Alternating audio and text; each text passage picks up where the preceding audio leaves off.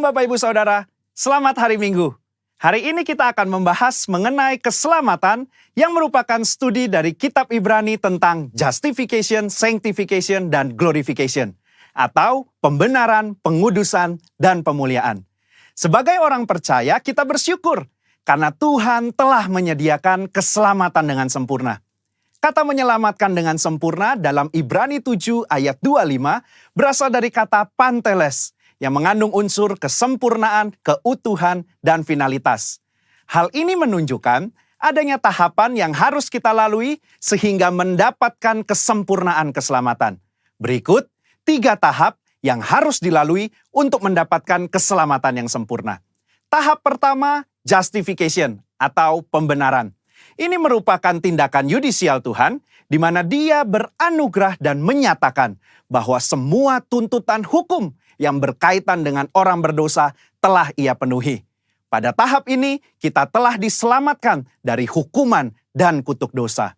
Efesus 2 ayat 8 menunjukkan bahwa pembenaran yang kita terima semata-mata karena kasih karunia Allah dan diterima melalui iman kita. Dalam tahap pembenaran ini, Tuhan Yesus hadir sebagai anak manusia yang tidak berdosa dan hidup benar di hadapan Allah dan manusia.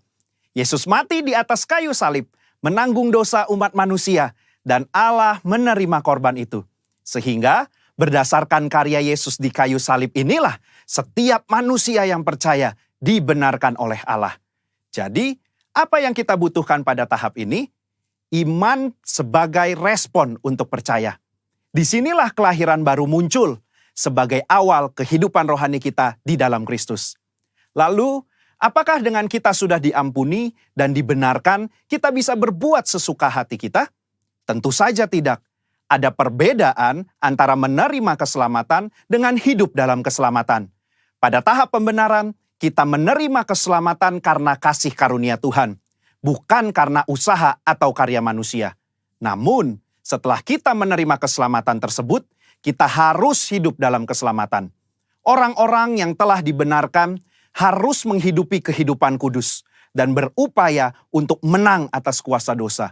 Kita harus dikuasai dan dipenuhi dengan Roh untuk dapat menolak segala kejahatan, nafsu, dan godaan selama hidup di dunia ini. Tahapan kedua setelah pembenaran disebut dengan sanctification atau pengudusan. Pada tahap sanctification, kita masuk dalam proses pengudusan dan pendewasaan yang berkelanjutan oleh Roh Kudus dan firman-Nya. Proses ini harus diupayakan terus-menerus sampai menjadi serupa dengan Kristus. Meskipun demikian, upaya ini bukan dilakukan dengan kekuatan kita sendiri, melainkan dengan pertolongan Roh Kudus. Roh Kuduslah yang memampukan, memperlengkapi, dan membawa kita sampai menjadi serupa dengannya. Ibrani 9 ayat 14 menunjukkan, ada tujuan yang Allah siapkan bagi manusia setelah Yesus mencurahkan darahnya untuk menyucikan hati kita dari perbuatan yang sia-sia, yaitu beribadah kepada Allah yang hidup. Di dalam beribadah kepada Allah yang hidup inilah terdapat pendewasaan rohani dan penyucian diri dari segala dosa, serta proses menang atas cobaan dan godaan iblis setiap harinya. Secara praktis, apa yang dapat kita lakukan di tahap ini? Setidaknya ada 3 aspek dalam pengudusan yang kita lakukan berdasarkan Ibrani 10 ayat 22-24. Yang pertama, taat dan setia kepada Yesus. Yang kedua, saling mendorong untuk hidup dalam kasih. Yang ketiga, menghasilkan buah pertobatan dan buah roh. Di dalam tahap pengudusan ini, akan banyak peperangan rohani yang dilakukan. Maka dari itu, kita harus senantiasa hidup dikuasai oleh Roh dan hidup dalam pengudusan. Sehingga kita akan menang atas setiap peperangan yang kita lakukan. Sekali lagi, kasih karunia adalah tindakan Tuhan memberikan Roh Kudus-Nya untuk memenuhi dan menguatkan kita dengan kehadiran, pengurapan, dan karunia-Nya. Melalui iman adalah kita dengan setia mengerjakan ketaatan dan latihan-latihan yang membangun manusia rohani kita sampai menjadi serupa dengan Kristus. Tahapan ketiga untuk mencapai keselamatan yang sempurna adalah glorification atau pemuliaan. Tahapan ini juga disebut sebagai keselamatan akhir, di mana kita akan diselamatkan dari kehadiran dosa. Artinya, manusia tidak lagi memiliki kehadiran dosa. Di dalam doktrin keselamatan, kondisi ini akan tergenapi ketika Tuhan Yesus datang untuk kali yang kedua.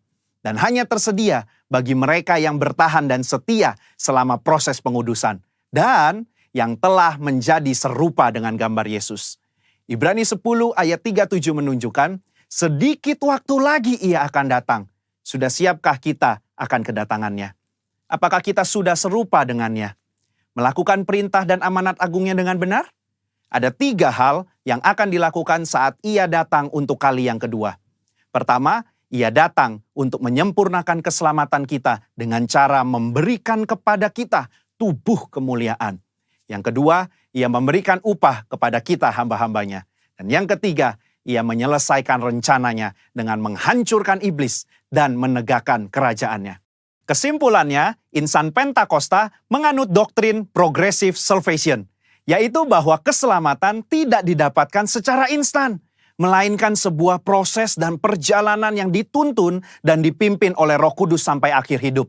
GBI menolak pandangan sekali selamat tetap selamat. Jaminan keselamatan itu selalu kita miliki selama kita tetap tinggal di dalam Kristus. Hal ini bukan hanya karena itu adalah tradisi yang diwariskan oleh para pendahulu kita, tetapi berdasarkan studi yang jujur dan komprehensif dari surat-surat Paulus, surat-surat umum, bahkan ketika melihat Perjanjian Lama, inilah Injil yang seutuhnya. Juru selamat kita yang mati dan mencurahkan darahnya untuk mengampuni kita dari dosa dan membenarkan kita di hadapan Allah adalah juru selamat yang sama yang bangkit dan naik ke sorga, mengutus Roh Kudusnya untuk menyucikan dan memberdayakan kita menjadi alat di tangannya, yang juga adalah juru selamat yang sama yang berjanji untuk datang menjemput kita di dalam kemuliaan kekal bersamanya. Saudara, untuk penjelasan lebih lengkapnya dari tim teologi kami, jangan lupa buka link yang ada di atas atau scan barcode yang tersedia. Selamat hari Minggu, Tuhan Yesus memberkati.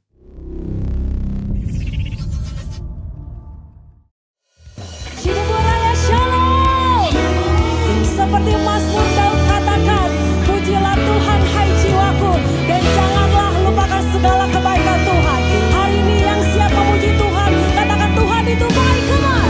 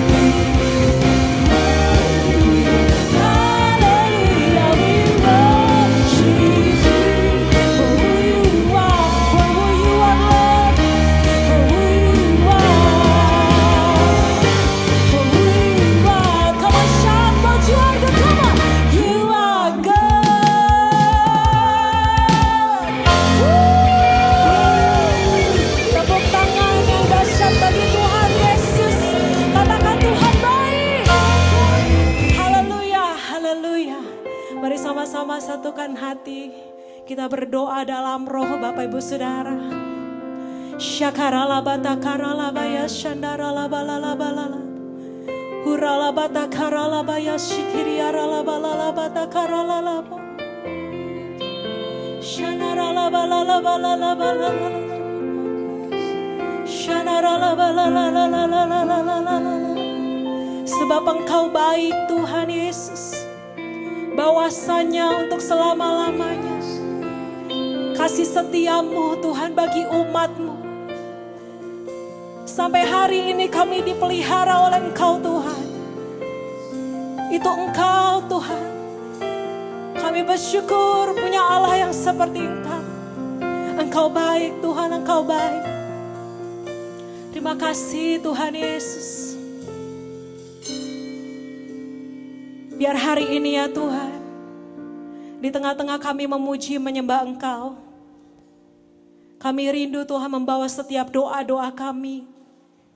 Kami percaya Tuhan Yesus, Engkau hadir di setiap rumah-rumah, di tempat di mana kami berada Tuhan Yesus. Kami naikkan doa kami bagi para pemimpin rohani kami Tuhan Yesus. Kami berdoa memberkati gembala sidang kami, Bapak Pendeta Insinyur Niko Nyoto Raharjo Tuhan.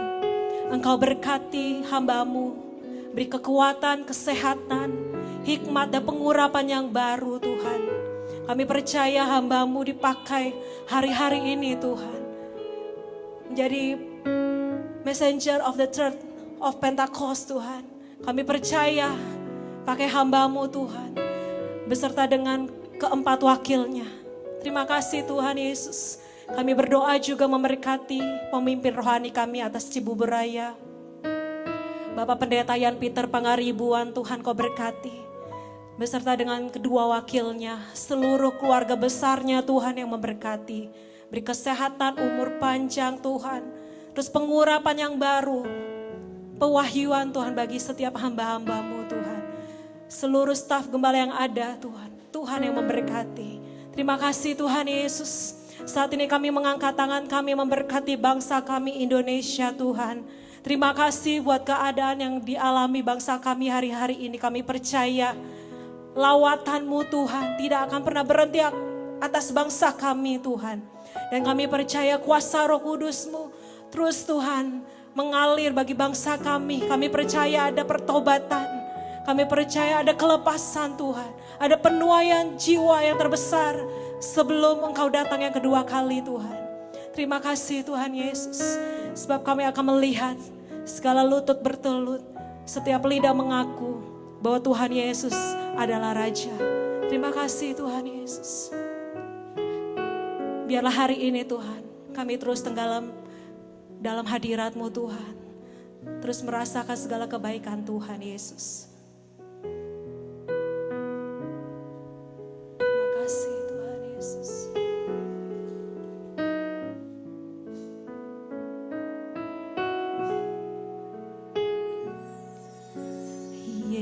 Yesus, Kau sungguh baik. Yesus, nama-Mu indah. Yesus, ku cinta Kau selalu. Ku tinggikan, ku agungkan selamanya.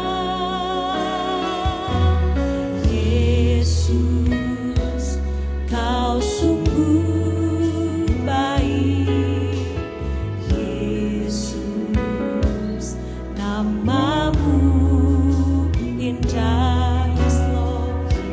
Yesus, ku cinta Kau selalu, ku tinggikan, ku agungkan selamanya.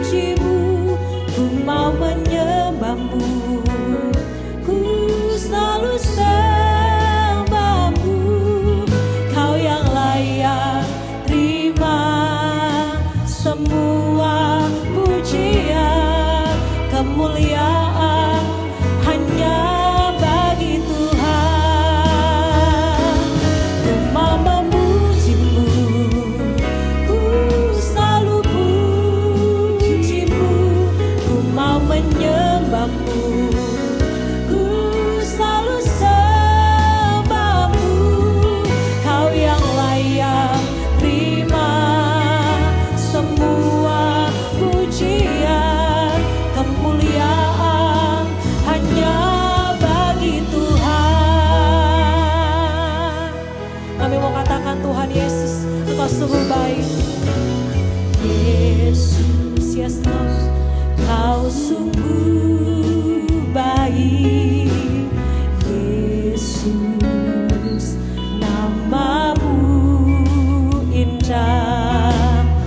Yesus, ku cinta Kau selalu, ku tinggikan, ku agungkan selamanya. Mari katakan Yesus,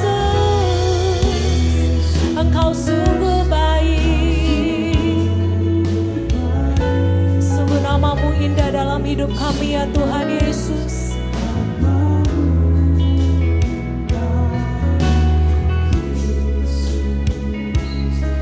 Cinta Kau selalu, ku tinggikan, ku agungkan.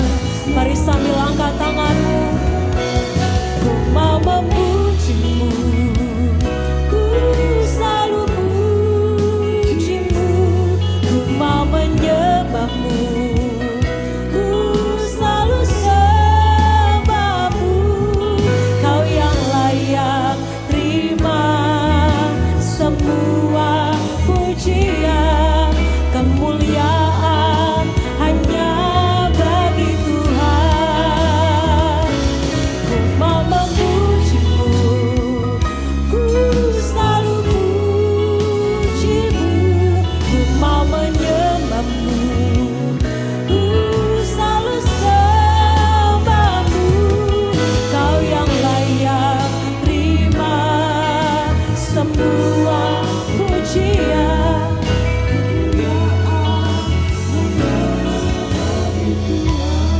Mari umat Tuhan dari rumah-rumah, mari nyatakan Tuhan Yesus baik.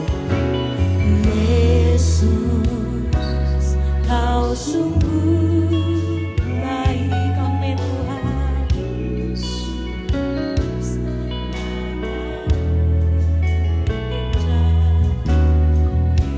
Yesus, cinta Kau selalu, ku tinggikan, ku agungkan selamanya. Mari sekali lagi bersama katakan Yesus, Kau sungguh baik. Yesus, namamu indah. Yesus, amin Tuhan Yesus.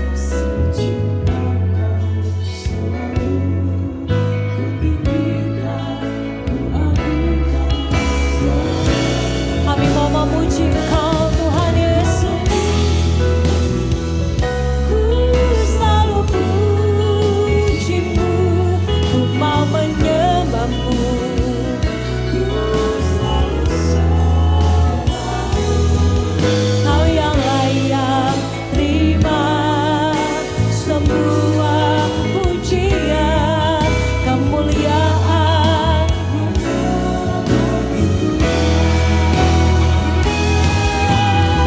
Kami mengangkat tangan kami Tuhan, mau memujimu. Ku selalu pujimu, ku mau menyembahmu. Ku selalu sembahmu.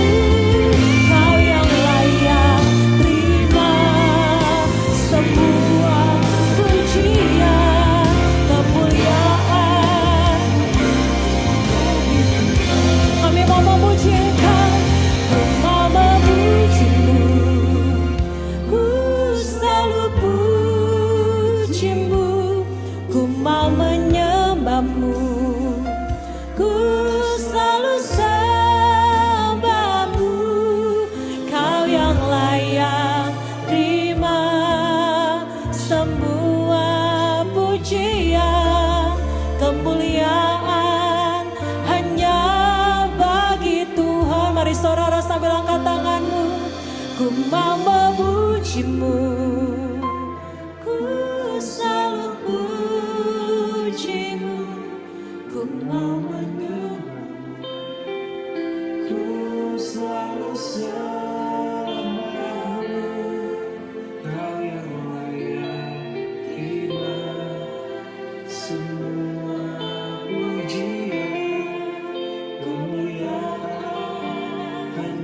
Mari bersama-sama sekali lagi sambil angkat tanganmu katakan, ku mau memujimu, ku selalu pujimu, ku mau menyembahmu, ku selalu sembahmu, kau yang layak terima sebuah pujian, kemuliaan.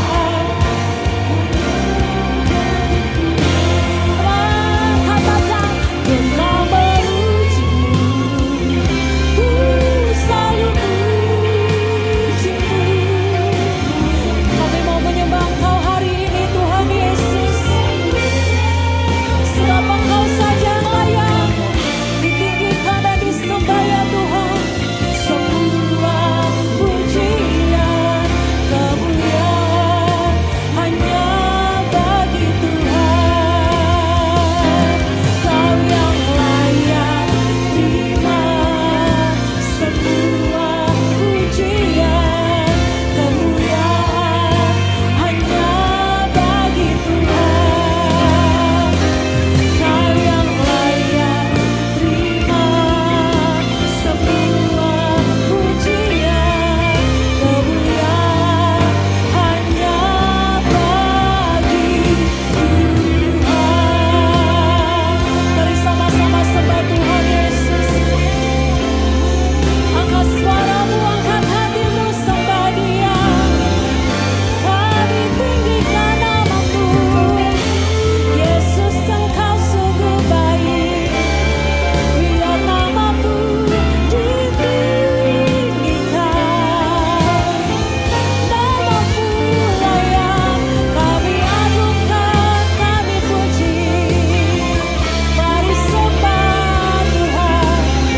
Angkat suaramu, angkat hatimu, bebaskan rohmu, sembah Dia, sembah Dia, sembah Dia. Oh la la la la la la la la bo, shena na na na bo, shikia la la bo, yara ba ta ka la la la di, yara la la bo, shara la la la bo, yana ba ta ka yara la ba ya shana la bo. Kami sembah Engkau Tuhan Yesus hari ini. Engkau layak dipuji, layak disembah. Namamu ditinggikan, layak disembah. Namamu layak disembah Tuhan. Syara la la la la bo, yara la ba ya shi, yara la bo, ina yara la la la bo. Mari bebaskan rohmu, mari dari rumah-rumah angkat hatimu, dari rumah-rumah angkat suaramu. Syara la ba la la ba la la ba la la la ba la la la la la la la bo, yara ba shi yara bo. Haleluya, haleluya. Biar namamu besar, kami tinggikan hari ini Tuhan Yesus. Yara la ba ka la la ba la la ba la la ba la la ba, yara la ba ya shi yara la la ba. Haleluya, haleluya, haleluya. Shara la la la la la la bo, ina yara la ba ya shane. Namamu ditinggikan, besarlah namamu ya Tuhan. Hanya nama Yesus yang kami tinggikan. Syara la ba la la ba la la ba la la ba la la ba la la ba la la la la. Syara la la la la la la la la la la la la la. Kalau ku hidup bagimu, mataku tetap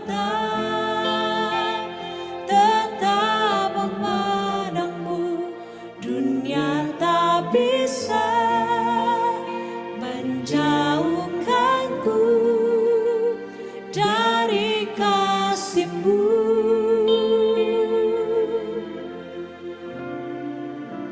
Selama ku hidup, kami hidup bagimu ya hati kami menyembah Engkau. Hatiku tetap menyembah-Mu. Dunia tak bisa menjauhkanku dari kasih-Mu. Mari umat Tuhan bersama-sama sambil angkat tangan-Mu. Kalau ku hidup bagi-Mu. Katakan hatiku tetap menyembah-Mu. Dunia tak bisa menjauhkanku dari kasih-Mu. Ini pernyataan kami Tuhan Yesus. Selama ku hidup bagi-Mu. Mataku tetap memandang-Mu. Dunia tak bisa menjauhkanku dari kasih-Mu.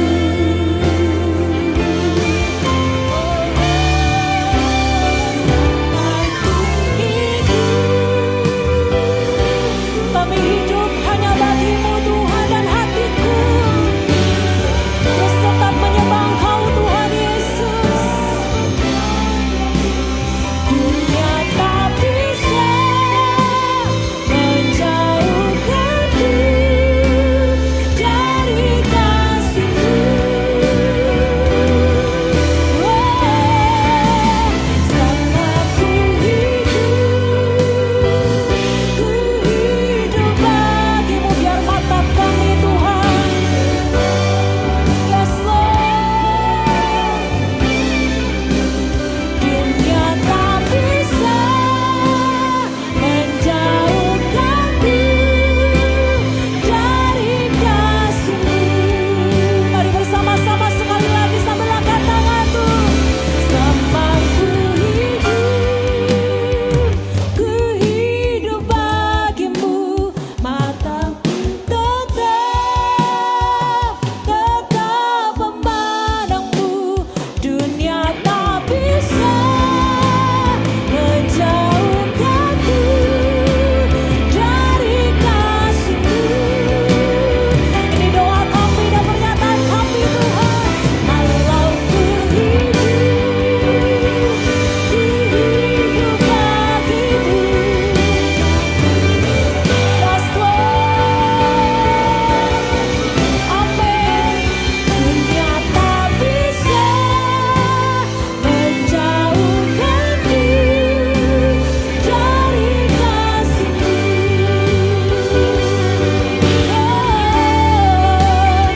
Dunia tak bisa menjauhkanku dari kasih-Mu. Ini doa kami Tuhan. Dunia tak bisa menjauhkanku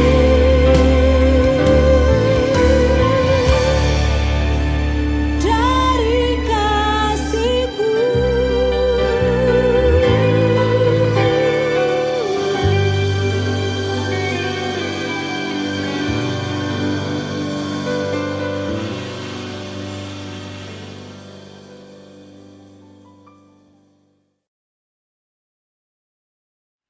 Shalom saudara-saudara yang diberkati Tuhan.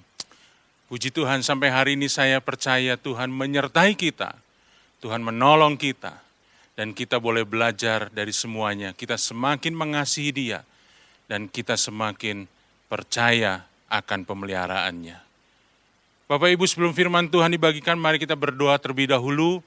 Saya percaya Roh Kudus yang akan berbicara. Dimanapun Bapak Ibu Saudara ada. Dimanapun Bapak Ibu Saudara melihat dan menyaksikan tayangan ini, saya percaya Roh Kudus ada di sana dan menjamah hati Bapak Ibu Saudara. Tuhan, kami bersyukur, Tuhan berfirman buat kami. Tuhan menolong kami, memberikan kekuatan melalui firman-Mu.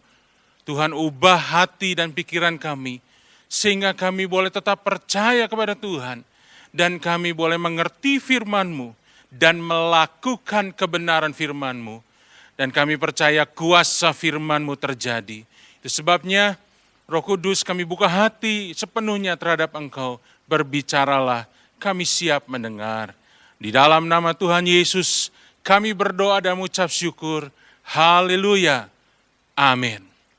Bapak, Ibu, Saudara, mari kita buka satu ayat yang menjadi tema firman Tuhan. Dalam ibadah ini saya ambil Yakobus, pasalnya yang pertama, ayatnya yang ke-12. Kitab Yakobus pasal pertama ayat 12, saya bacakan buat kita semua. Alkitab berkata, berbahagialah orang yang bertahan di dalam pencobaan. Sebab apabila ia sudah tahan uji, ia akan menerima mahkota kehidupan yang dijanjikan Allah kepada barang siapa yang mengasihi Dia.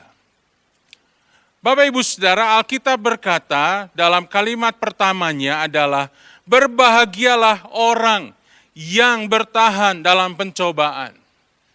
Mungkin ada di antara beberapa kita yang bertanya, Pak, bagaimana kita bisa berbahagia di tengah pencobaan? Bukankah pencobaan adalah sebuah situasi yang sulit, sebuah situasi yang menekan? Bagaimana kita bisa berbahagia di tengah situasi sulit? Kalau di tengah situasi yang menyenangkan, ketika diberkati, ketika sukses, semua dalam keadaan yang baik, tidak ada pandemi, maka mudah berbahagia. Tapi bagaimana bisa berbahagia di dalam pencobaan? Bapak, Ibu, Saudara, yang berkata mungkin ini firman Tuhannya salah. Tapi hari ini dengar Bapak, Ibu, Saudara, Alkitab adalah firman Tuhan dan itu tidak pernah salah. Tuhan tidak pernah memberikan firman yang salah. Ketika kita tidak mengerti, tidak selayaknya kita sebut firman Tuhan itu salah. Kitalah yang harus berusaha dengan pertolongan Roh Kudus mengerti akan kebenaran firman Tuhan ini. Itu sebabnya mari buka hati, buka pikiran kita, biar Roh Kudus berbicara kepada setiap pribadi, dan kita bisa mengerti kebenaran firman Tuhan ini. Mari kita lihat lebih dalam, Bapak, Ibu, Saudara, apa yang dimaksud oleh Alkitab tentang pencobaan. Kata pencobaan berasal dari bahasa aslinya yaitu peirasmus. Peirasmus ini punya pengertian sebuah proses pembuktian. Jadi Bapak, Ibu, Saudara, mari lihat bahwa pencobaan yang dimaksud oleh firman Tuhan adalah sebuah proses pembuktian. Tidak berbicara hanya masalah, kesulitan, kemalangan, sakit penyakit, tidak. Tapi sebuah proses pembuktian. Pembuktian apa? Pembuktian untuk membuktikan integritas, kesetiaan, keteguhan, dan iman seseorang, Bapak Ibu. Ayub pernah berkata, seandainya aku diuji, maka aku akan keluar sebagai emas. Jadi pencobaan di sini berbicara tentang sebuah proses pembuktian. Proses pembuktian seseorang yang Tuhan izinkan dalam hidupnya untuk menunjukkan bagaimana imannya, bagaimana integritas dalam hidupnya, bagaimana keteguhan hatinya, bagaimana nilai-nilai dia ditunjukkan oleh Tuhan melalui proses ini. Nah, Bapak, Ibu, Saudara, di dalam terjemahan bahasa Inggris dikatakan, dalam terjemahan King James Version dikatakan, because having been approved, he will receive the crown of life. Setelah disetujui, dia akan menerima mahkota kehidupan. Kalau tadi dalam bahasa Indonesia dikatakan, siapa yang tahan uji, ia akan menerima mahkota kehidupan. Nah, dari terjemahan yang lain kita bisa mengerti ternyata setelah disetujui, maka dia akan menerima mahkota kehidupan. Apa maksudnya ini, Bapak, Ibu, Saudara? Bayangkanlah dalam sebuah perusahaan, Satu kali pemilik perusahaan itu harus mempensiunkan seorang manajer yang selama ini dia percayai.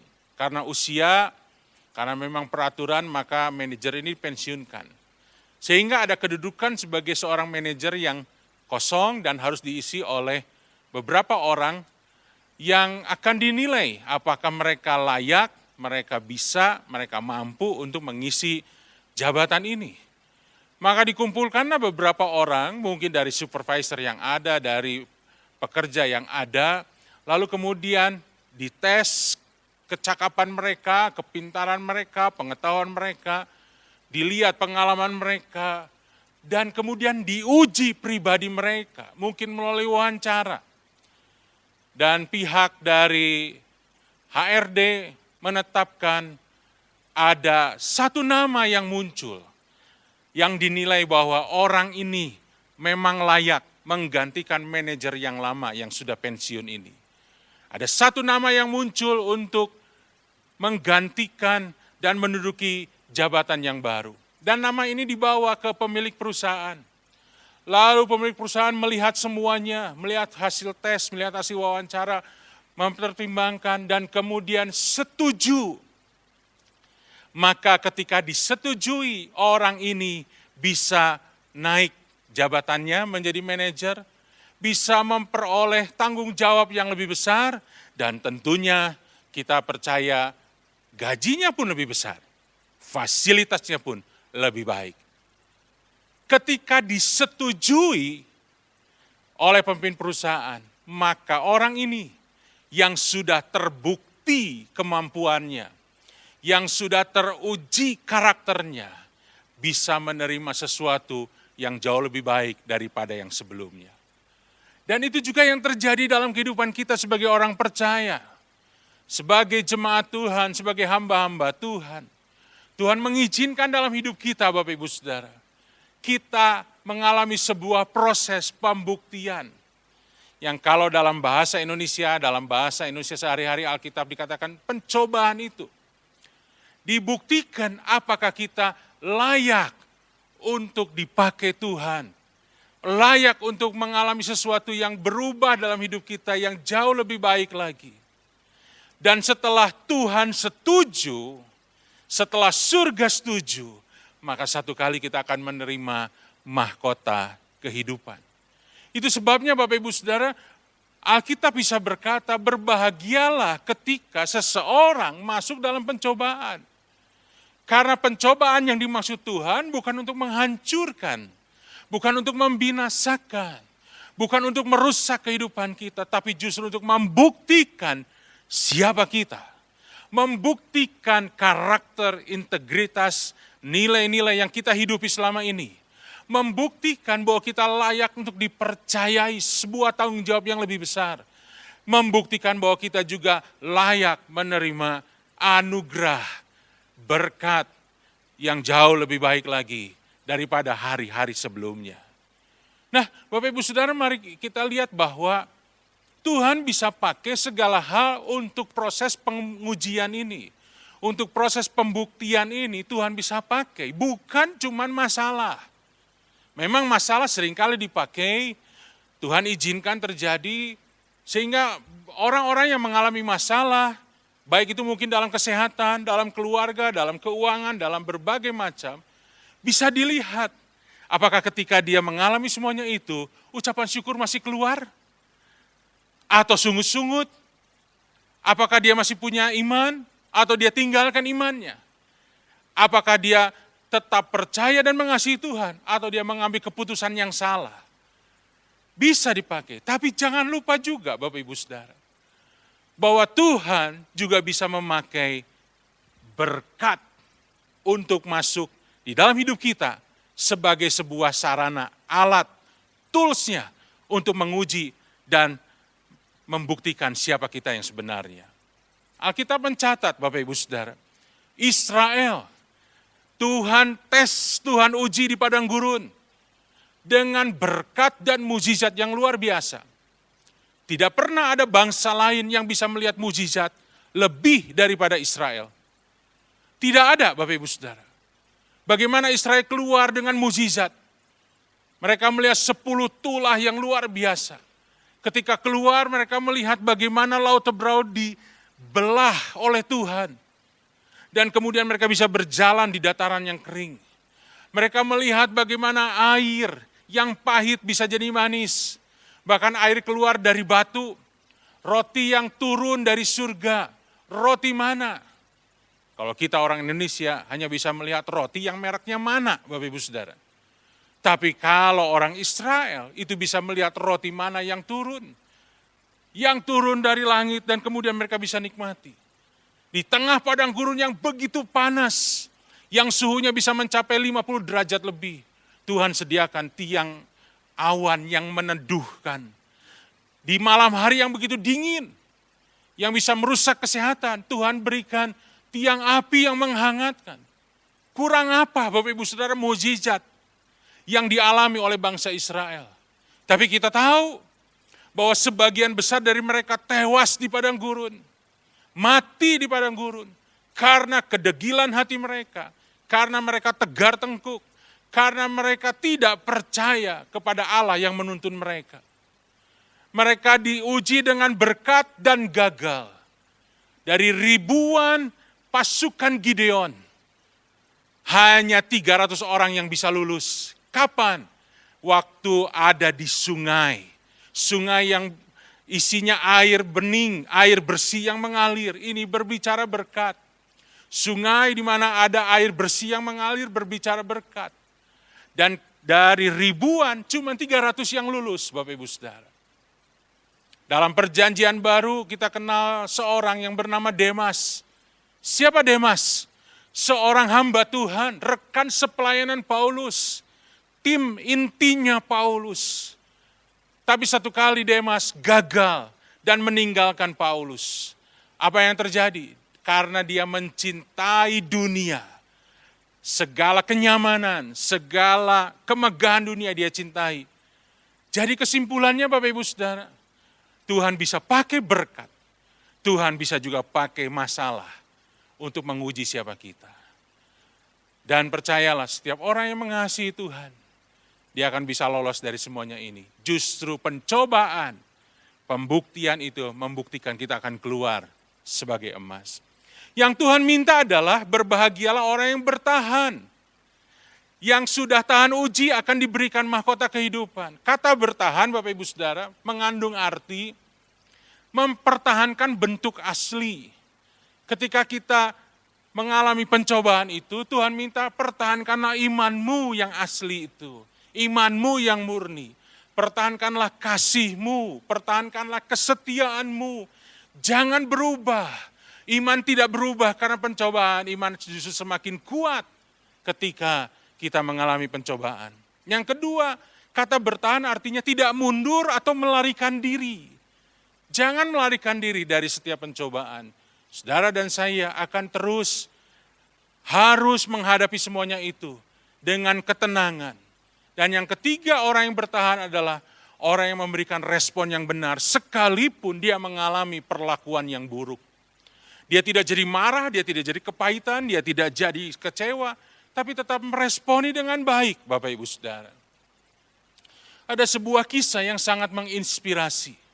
Sebuah kisah nyata dari seorang petenis Amerika di tahun 70-an yang bernama Arthur Ashe. Arthur Ashe adalah seorang petenis Amerika yang berkulit hitam. Dialah petenis Amerika berkulit hitam yang pertama yang bisa masuk dalam tim tenis dari Amerika, Bapak Ibu. Dia memenangkan 3 kali Grand Slam, 3 kali kejuaraan bergengsi dia menang. Nah, satu kali ketika dia sudah menyelesaikan semua karirnya, Bapak Ibu Saudara, dia mengalami masalah dalam jantungnya. Aneh juga seorang olahragawan bisa mengalami masalah dalam jantung, tapi itulah yang terjadi Bapak Ibu Saudara. Sehingga dia harus mengalami operasi untuk membereskan kondisi dari jantungnya. Ternyata terjadi sesuatu yang sangat tidak diharapkan. Karena kesalahan transfusi darah, maka akhirnya dia kena virus HIV. Dia menderita AIDS. Dia seorang anak Tuhan, dia hidupnya baik, tidak hidup di dalam dosa, dia hidupnya baik. Dan penyakit itu dia dapat karena kesalahan transfusi darah. Nah, Bapak Ibu Saudara, ketika dia mengalami semuanya ini, semua penggemarnya berduka.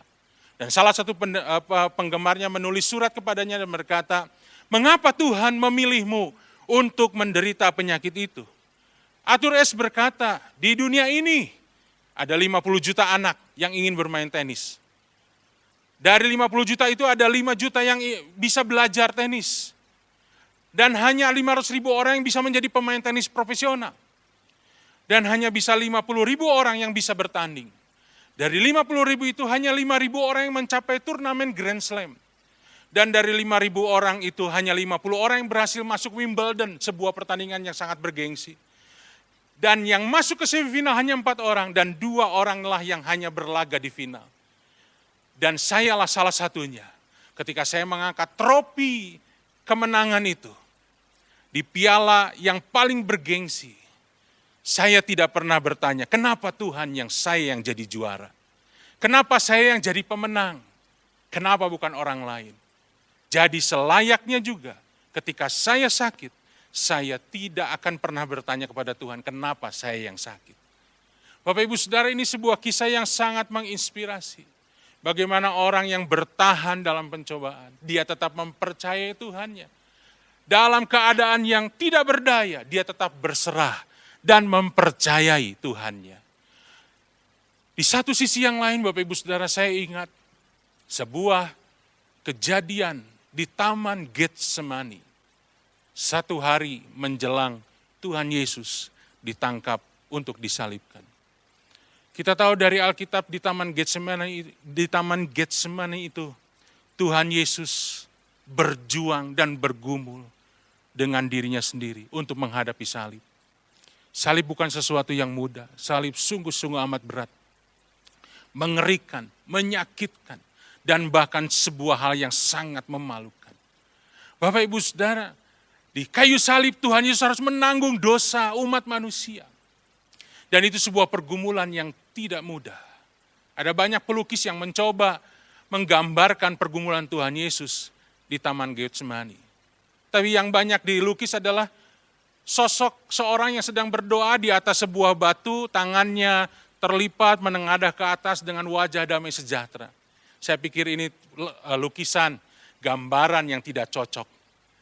Tapi satu kali Bapak Ibu Saudara, saya menemukan sebuah lukisan yang cukup menggambarkan bagaimana perjuangan Tuhan Yesus di Taman Getsemani. Tim multimedia nanti akan memunculkan ini dalam beberapa waktu. Bapak Ibu Saudara, gambaran lukisan ini menggambarkan bagaimana Tuhan Yesus tidak berlutut, tapi dia berbaring di tanah. Persis seperti firman Tuhan dalam Markus 14 ayat 35. Ia maju sedikit merebahkan dirinya ke tanah. Bukan berlutut dengan manis, tapi merebahkan dirinya ke tanah. Tangannya mencengkram tanah. Akar pohon yang adanya dicengkram dengan kuat-kuat. Wajahnya, rambutnya terurai, wajahnya penuh dengan ketakutan. Karena Alkitab pun berkata, Yesus begitu ketakutan sampai bercucur keringat yang bercampur darah. Sebuah tingkat ketakutan yang sangat tinggi. Bapak Ibu Saudara, kenapa? Karena dia harus menghadapi salib. Padahal Tuhan Yesus sebetulnya mampu. Kalau dia menghindari salib, mampu Bapak Ibu Saudara. Tuhan Yesus pernah berkata, penguasa dunia ini sudah datang. Tapi tidak punya kuasa sedikit pun atas aku. Waktu Yesus mau ditangkap, dan orang-orang bertanya kepada dia cuma menjawab seperti ini, akulah dia. Tidak menengking, tidak menghujat, tidak berteriak, Tuhan cuma menjawab dengan sederhana, akulah dia. Yang mau menangkapnya, itu langsung rebah semuanya Bapak Ibu Saudara. Semuanya rebah, tidak ada satupun yang bisa menangkap. Yesus sebetulnya mampu. Tapi di dalam kemampuannya untuk menghindari salib, Yesus menyerahkan dirinya di bawah kehendak Bapa. Dia berkata dalam ayat yang ke-36, Ya Aba, ya Bapa, tidak ada yang mustahil bagimu. Yesus menyatakan, gak ada yang mustahil. Kalau dia mau untuk menghindari salib, dia juga bisa, Bapak Ibu Saudara. Enggak ada yang mustahil bagi Bapa, bagi Yesus tidak ada yang mustahil. Ambillah cawan ini daripadaku, bisa. Tapi kemudian inilah doa yang paling powerful yang Tuhan pernah ucapkan di muka bumi ketika dia jadi manusia 100%.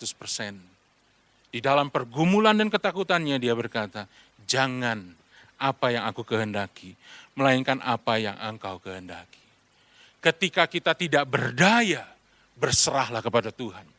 Ketika kita mampu seolah-olah menghindar dari pencobaan atau dari ujian tes itu, menyerahlah di bawah kehendak Tuhan yang kuat.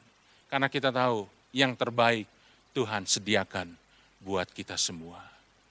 Mari kita masuk dalam doa. Bapa Surgawi, ada banyak pencobaan yang harus kami lakukan. Tapi hari ini kami boleh belajar dari firman-Mu. Pencobaan bukan untuk menghancurkan kami, tapi justru adalah sebuah proses pembuktian iman, kasih, pengharapan, integritas kami sebagai orang percaya. Itu sebabnya sekarang kami belajar seperti Tuhan Yesus. Kami mau berserah kepadamu Tuhan. Dan kami mau berserah di bawah kehendak Tuhan yang kuat. Kami tahu bahwa Tuhan punya kehendak yang terbaik dalam hidup kami.